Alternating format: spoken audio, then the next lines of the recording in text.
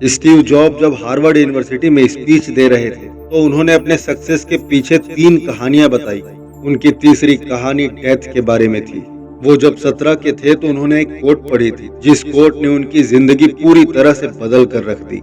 और वो कोट थी कि हर सुबह जब आप सोकर उठते हो तो आईने में देखकर खुद से पूछना, क्या मैं ऐसी जिंदगी जी रहा हूँ जैसा मैंने हमेशा से सोचा था? अगर ये मेरी जिंदगी का आखिरी दिन हो तो क्या मैं वो हर काम करूंगा जो मैं करने वाला था? लगातार कुछ दिनों तक जवाब ना में मिले ना, तो समझ लेना कि कुछ बदलने की जरूरत है। इस बात को याद रखना कि मैं जल्द ही मर जाऊंगा मुझे अपने लाइफ के बड़े डिसीजंस लेने में मदद करते हैं। वो कहते हैं कि जब मैं डेथ के बारे में सोचता हूँ तो सारे एक्सपेक्टेशन, सारा प्राइड, फेल होने का डर सब गायब हो जाता है और सिर्फ वही बचता है जो वाकई में जरूरी है।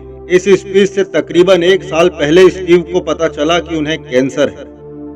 सुबह के 7:30 बजे थे उनका स्कैन हुआ जिसमें साफ दिख रहा था कि उनके पेनक्रियाज में ट्यूमर है। उन्हें तो ठीक तरीके से पता भी नहीं था कि पेनक्रियाज होते क्या है और डॉक्टर ने कहा कि अब तुम घर जाओ और सारी चीजें व्यवस्थित कर लो, जिसका इनडायरेक्ट मतलब होता है कि आप कुछ दिनों के मेहमान हैं। इसका मतलब ये भी होता है कि कोशिश कीजिए कि अपने बच्चों से जो बात अगले 10-15 सालों में करने वाले थे वो अगले कुछ महीनों में कर लो।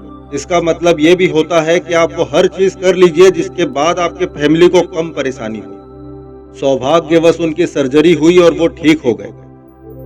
आगे कहते हैं कि मृत्यु को इतने करीब से इससे पहले उन्होंने कभी नहीं देखा था। दोस्त, समय बहुत सीमित है। जरूरत है इमरजेंसी क्रिएट कर बड़े खेल में उतरने की। किसी और की जिंदगी जीकर समय को बर्बाद मत कीजिए। बेकार की सोच में मत फंसिए। अपनी जिंदगी को दूसरे के हिसाब से मत चलाना।